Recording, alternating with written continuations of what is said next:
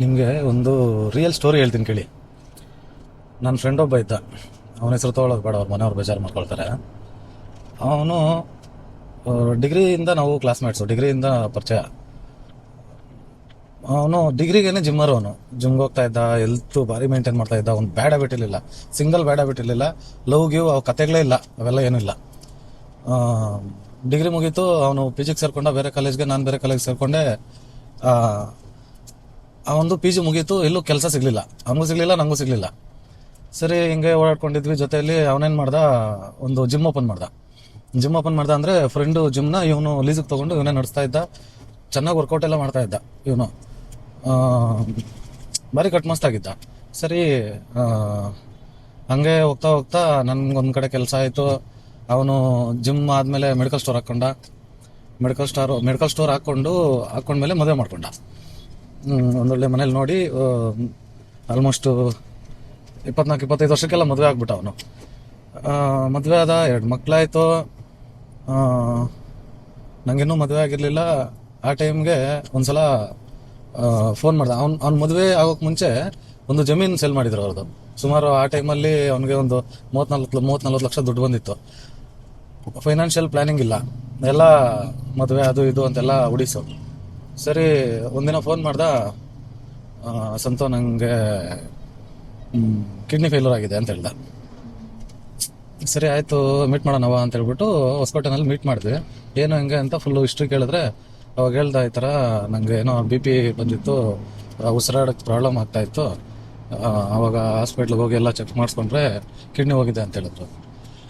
ಅವನು 30-40 ಲಕ್ಷ ದುಡ್ಡು ಬಂದಮೇಲೆ ಅದಕ್ಕೆ ಆ ಲೈಫ್ ಸ್ಟೈಲ್ಗೆ ಅಡಿಕ್ಟ್ ಆಗಿ ಅದಾದಮೇಲೆ 20-30 ಲಕ್ಷ ಸಾಲ ಮಾಡ್ಕೊಂಡಿದ್ದ ಅಷ್ಟೊತ್ತಿಗೆ ಅವನು. ಆಮೇಲೆ ಸರಿ ಆ ಸಾಲ ಮಾಡ್ಕೊಂಡಿದ್ದಾಗ ಅವನು ಜಮೀನ ಅಡ ಇಟ್ಟು ಇದು ಮಾಡಿ, 1 ಎಕರೆ ಜಮೀನು ಇತ್ತು ಅವನಿಗೆ, ಅಡ ಇಟ್ಟು ಇದು ಮಾಡಿ ಸಾಲ ಮಾಡಿದ್ದ. ಮತ್ತು ನಾನು ಅವ್ನಿಗೆ ಹೇಳ್ದೆ, ಸರಿ ಆಯಿತು ನೋಡು, ಚೆಕ್ ಮಾಡಿಸ್ಕೊ ಇನ್ನೊಂದು ಸಲ ಒಪಿನಿಯನ್ ತಗೋ ಅಂತೆಲ್ಲ ಹೇಳಿದ್ದೆ. ಅವಾಗೇನು ನಾನು ಅಷ್ಟು ಸೀರಿಯಸ್ ಆಗಿ ತೊಗೊಂಡಿರಲಿಲ್ಲ, ನಿಜಾನ ಸುಳ್ಳು ಅವಾಗ ತಾನೇ ಅವನು ಚೆಕಪ್ ಮಾಡಿಸ್ಕೊಂಡ್ಬಂದಿದ್ದ. ಅದಾದಮೇಲೆ ಒಂದು ಸಲ ಬಂದ, ನಾನು ಮನೆ ಕಟ್ತಾ ಇದ್ದೆ ಆ ಟೈಮಲ್ಲಿ, ನಂಗೆ ಮದುವೆ ಆಗಿತ್ತು. ಅದಾದಮೇಲೆ ಮನೆ ಕಟ್ಟೋ ಟೈಮಲ್ಲಿ ಬಂದ, ಕಿಡ್ನಿ ಎರಡೂ ಇಲ್ಲಂತೆ, ಕಿಡ್ನಿ ಈ ಥರ ಡಯಾಲಿಸಿಸ್ ಮಾಡಿಸ್ಬೇಕಂತೆ ಅಂತ ಹೇಳ್ದ. ಅವನಿಗೆ ಡಯಾಲಿಸಿಸ್ ಕೂಡ ದುಡ್ಡಿರ್ತಾ ಇರಲಿಲ್ಲ ಪಾಪ, ಆ ರೇಂಜ್ಗೆ ಆಗಿದ್ದ.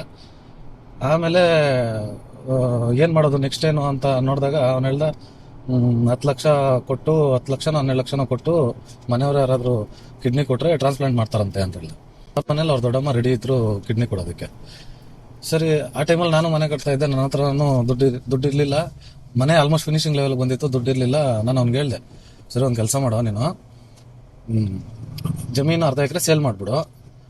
ಆ ಟೈಮ್ಗೆ ಅರ್ಧ ಎಕರೆಗೆ ಹತ್ತತ್ರ 1 ಕೋಟಿ ತನಕ ಕೊಡ್ತಾಯಿದ್ರು ಅವರು. ರೋಡ್ ಸೈಡ್ಗೆ, ಹೈವೇ ಸೈಡ್ಗೆ ಇತ್ತು. ಆ ಟೈಮಲ್ಲಿ 1 ಕೋಟಿ ತನಕ ಕೊಡ್ತಾಯಿದ್ರು. ಅರ್ಧ ಎಕರೆ ಸೇಲ್ ಮಾಡಿಬಿಡು, ಒಂದು 30 ಲಕ್ಷ ಸಾಲ ಇದೆಯಲ್ಲ ತೀರ್ಸ್ಕೊಂಬಿಡು. ಆಮೇಲೆ ನಿಂದು 12 ಲಕ್ಷ ಕಿಡ್ನಿ ಟ್ರಾನ್ಸ್ಪ್ಲಾಂಟ್ ಮಾಡಿಸ್ಕೊ. ಮಿಕ್ಕಿದ ದುಡ್ಡಲ್ಲಿ ಏನಾದರೂ ಸೆಟಲ್ಡ್ ಆಗಿ ಒಂದು ಹಾರ್ಡ್ವೇರ್ ಅಂಗಡಿನೋ ಹೋಮ್ ಅಪ್ಲಯನ್ಸಸ್ಸೋ ಏನಾದರೂ ಒಂದು ಹಾಕ್ಕೊಂಡು ಸೆಟ್ಲ್ ಆಗು ಅಂತ ಹೇಳಿದೆ. ಅವನೇ ಹೇಳ್ದ, ಇಲ್ಲ ಇರೋದು ಅದೊಂದೇ ಜಮೀನು, ಸೆಲ್ ಮಾಡಿದ್ರೆ ಹೋಗುತ್ತೆ, ನಾನು ಇಲ್ಲಿ ನೋಡ್ತಾ ಇದ್ದೀನಿ ಅಂದ್ಕೊಂಡು ಡಯಾಲಿಸಿಸ್ಗೆ ಹೋಗ್ತಾ ಇದ್ದ. ಡಯಾಲಿಸಿಸ್ಗೆ ಹೋಗುವಾಗ 2,000-3,000 ಆಗ್ತಾಯಿತ್ತು. ನಾನು ಕೇಳ್ತಾ ಇದ್ದ, ನಾನು ಕೊಡ್ತಾ ಇದ್ದೆ. ಹಂಗೆ ಅಡ್ಜಸ್ಟ್ ಮಾಡ್ಕೊಂಡು ಹೋಗ್ತಾ ಇದ್ದ. ಒಂದ್ಸಲ ಅವ್ರ ರಿಲೇಟಿವ್ ಕಾಲ್ ಮಾಡಿದ್ರು ಈವ್ನಿಂಗ್ ಟೈಮಲ್ಲಿ, ಈ ಥರ ನಿಮ್ಮ ಫ್ರೆಂಡು ತಿರ್ಕೊಂಡ್ಬಿಟ್ಟಿದ್ದಾನೆ ಅಂತ. ಯಾವಾಗ ನಾನು ಆ ಥರ ಹೇಳಿದ್ದು ಒಂದು ವಾರಕ್ಕೆಲ್ಲ ಹಾಸ್ಪಿಟ್ಲಿಗೆ ಹೋದೆ, ಅವಾಗ ತಾನೇ ತಿರ್ಕೊಂಡಿದ್ದೆ. ಇನ್ನೂ ಯಾರು ಬಂದಿರಲಿಲ್ಲ, ಅವ್ರ ಮನೆಯವ್ರು ಬಿಟ್ರೆ.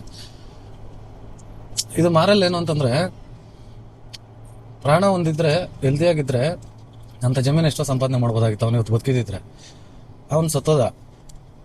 ಅದೇ ಅವತ್ತು ಅವನಿಗೆ ನಾನು ಒಂದ್ಸಲ ಅಲ್ಲ, ಒಂದು 20 ಸಲ ಹೇಳಿದ್ದೆ, ಸೇಲ್ ಮಾಡಿಬಿಡು ಜಮೀನು, ಟೈಮ್ ಯಾರ್ದು ಸರಿ ಇಲ್ಲ, ಯಾರ ಹತ್ರ ದುಡ್ಡಿಲ್ಲ ಈ ಟೈಮಲ್ಲಿ, ಸೇಲ್ ಮಾಡಿಬಿಟ್ಟು ಟ್ರಾನ್ಸ್ಪ್ಲಾಂಟ್ ಮಾಡ್ಕೊ ಅಂತ.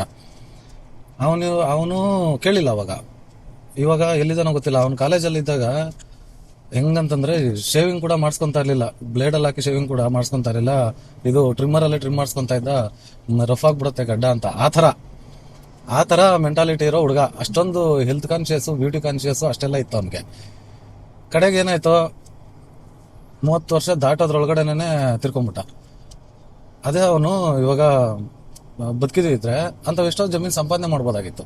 ಏನೋ ಒಂದು ಕೆಲಸ ಮಾಡ್ಕೊಂಡೇನು ಇಲ್ಲ, ಹಾಳಾಗೋಗ್ಲಿ, ಜಮೀನು ಸಂಪಾದನೆ ಮಾಡೋದು ಬೇಡ, ಹೆಂಡತಿ ಮಕ್ಕಳ ಜೊತೆ ಆರಾಮಾಗಿ ಫ್ರೆಂಡ್ಸ್ ಜೊತೆ ಜೀವನ ಮಾಡ್ಕೊಂಡು ಆರಾಮಾಗಿರ್ಬೋದಾಗಿತ್ತು. ನಾನು ಹೇಳೋದಿಷ್ಟೇ, ಈ ನಾವು ಸಂಪಾದನೆ ಮಾಡಿದ್ದು ನಮ್ಮ ಹಿಂದೆ ಬರಲ್ಲ. ಅಪ್ಪ ಅಮ್ಮ ಸಂಪಾದನೆ ಮಾಡಿರ್ತಾರೆ, ತಾತ ಅಜ್ಜಿ ಯಾರೋ ಸಂಪಾದನೆ ಮಾಡಿ ಜಮೀನು ಇಟ್ಟಿರ್ತಾರೆ, ನಾವು ಅದನ್ನ ಮಾರ್ಬಿಡ್ಬಾರ್ದು, ಮರ್ಯಾದೆ ಹೋಗುತ್ತೆ. ಅಲ್ಲ, ನಮ್ಮ ಪ್ರಾಣಕ್ಕೆ ತೊಂದರೆ ಅಂತ ಬಂದಾಗ ಯಾವುದೇ ಡಿಸಿಷನ್ ಬೇಕಾದರೂ ತೊಗೊಬೇಕು. ಯಾಕಂದರೆ ಇರೋದೊಂದೇ ಜೀವನ, ದೇವ್ರು ಕೊಟ್ಟಿರೋದೊಂದೇ ಜೀವನ. ನೆಕ್ಸ್ಟ್ ಜನ್ಮ ಇದೆಯೋ ಇಲ್ಲೋ ಗೊತ್ತಿಲ್ಲ. ಹುಟ್ಟಿದೀವಿ, ಅಟ್ಲೀಸ್ಟ್ ಬದುಕೋಕೆ ಏನೇನು ಮಾಡಬೇಕು ಅದನ್ನೆಲ್ಲ ಮಾಡಬೇಕು.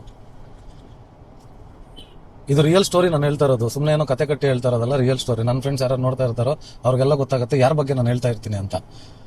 ತಿಳ್ಕೊಳ್ಳಿ, ಅದ್ರ ಪ್ರಕಾರ ಜೀವನ ಮಾಡಿ. ಜಾಸ್ತಿ ಜಿಪುಣತನ ಮಾಡಕ್ಕೆ ಹೋಗ್ಬೇಡಿ ಜೀವನದಲ್ಲಿ. ಬದುಕಿದ್ರೆ ಏನು ಬೇಕಾದರೂ ಮಾಡ್ಬೋದು. Thank you.